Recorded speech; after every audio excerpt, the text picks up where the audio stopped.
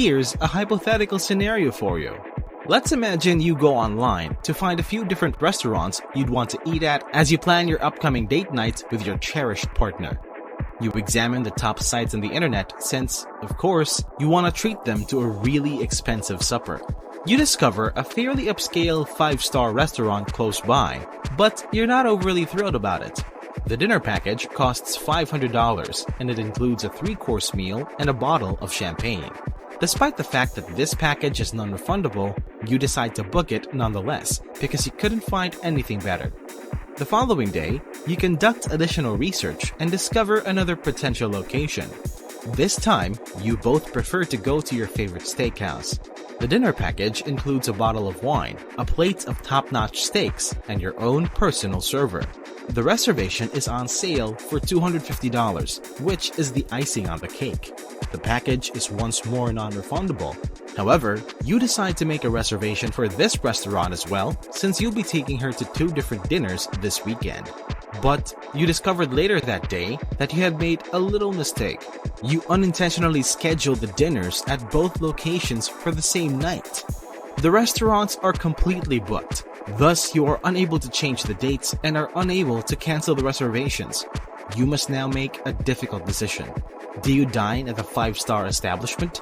Do you visit the steakhouse instead? You begin to consider your possibilities. You would only lose the $250 you paid for the steakhouse if you went to the 5-star restaurant. However, you would have to accept a loss of $500 that you paid for the restaurant if you went to the steakhouse. You know that while you would have a good time at the 5-star restaurant, you'd have a wonderful time at the steakhouse. Which do you choose then? Ladies and gentlemen, this is the sunk cost fallacy, a financial mistake that most of us make in our lives, something we don't even realize we're guilty of. Approximately 50% of those who are asked to choose between the 5-star restaurant and the steakhouse will reply that they would visit the 5-star restaurant. They would limit their loss because making the reservation costs more money. But this way of thinking is incorrect. Going to the steakhouse would be the best response. If you choose the restaurant, it would appear that you are just losing $250 as opposed to $500. But it's just an illusion. Both reservations cost you $750 and you are unable to get your money back. You actually lost the same amount. Therefore, it is advisable to select the meal that would provide you the most happiness in the future. In this instance, the meal at your preferred steakhouse. The sunk cost fallacy is what economists and psychologists refer to as what I just mentioned. One of the more prevalent cognitive biases that impairs our judgment is this one. The sunk cost fallacy can be summarized as the practice of basing decisions on past losses rather than prospective future gains. I'll give you another example. Staying with the theme of dining, imagine you go to a $10 buffet. However, after perusing the menu and having a few bites, you find the food isn't what you had anticipated. But an hour later, you decide to eat until you're full because you believe you should receive your money's worth. This choice isn't the best one, but it's based on your $10 loss. If you had discovered the food wasn't to your taste, it would have been more rational to get up and go. If you had simply wasted $10 and 15 minutes of your time rather than $10 and an hour, wouldn't you have been better off? You would have essentially gained an hour of time if you had departed earlier, and that would be planning with future gains in mind. In either case, the $10 you spent was lost or sunk. Regardless of whether you finished eating or not, you couldn't get them back. The sunk cost fallacy does this. We're more apt to persist with something, even if it isn't helpful, because we don't want to feel like we spent our time or money on it. And not just money is affected by this. Time and effort are as well. Relationships, for instance, are a good illustration of this prejudice. It is tougher for someone to end a relationship the longer they have been together.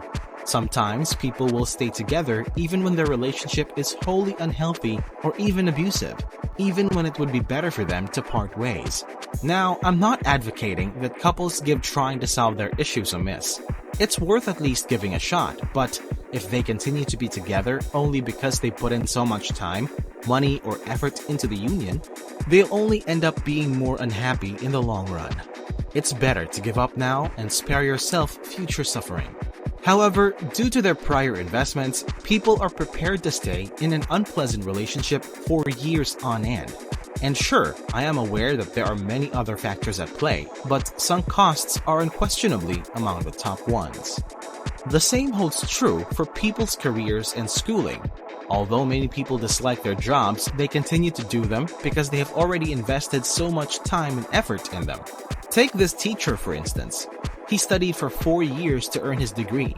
However, he concluded this career isn't for him after 3 years and that he would be happier someplace else. He wants to change careers, but he already incurred money. He essentially worked on this career for the last 7 years of his life. His decision to give up would essentially amount to a loss of time in his life. However, those years were already gone and cannot be recovered. Is it worthwhile to suffer through the next 20 because of the previous 7? Obviously not. That is a poor deal. But once more, sunk costs frequently force people to continue working in unpleasant employment.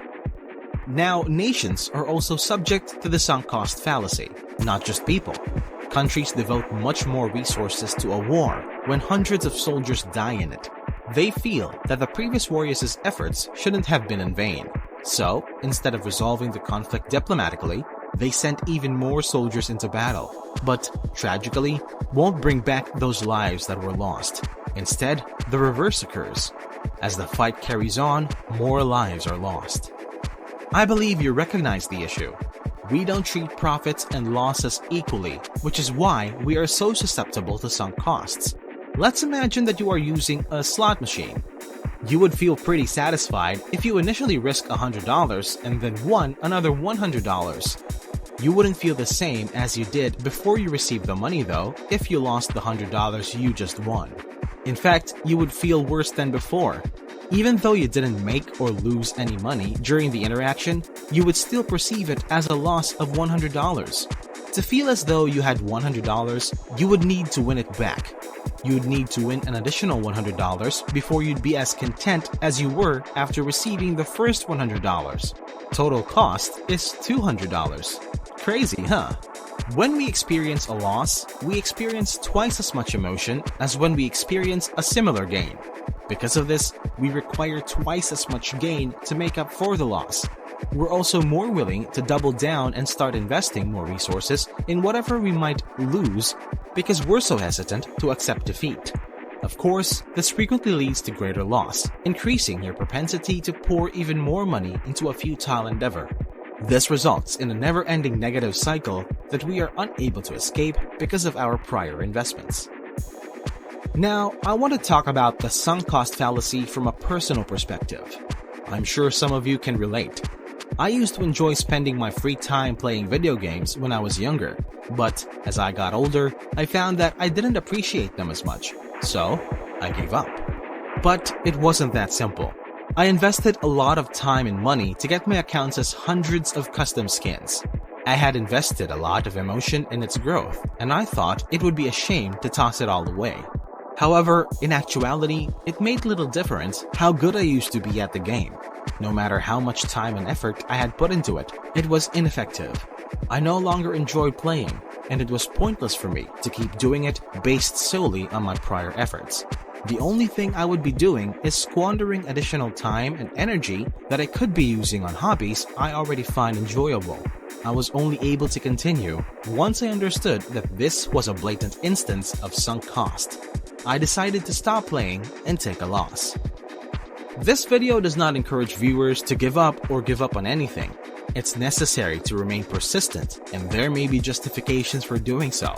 Just be conscious of the sunk costs and don't take them into consideration when making a choice, is all I'm asking. Keep in mind that what is spent is spent. You will only dig yourself in a deeper hole if you keep investing more resources in a failed investment, making it more difficult to quit. Learn to cut your losses from the past. Instead, keep an eye out for prospective future gains. Thank you so much for watching. I hope you learned a lot from today's video that will help you avoid making the sunk cost fallacy ever again. If you like this video, be sure to hit the like button and subscribe for more videos like this one.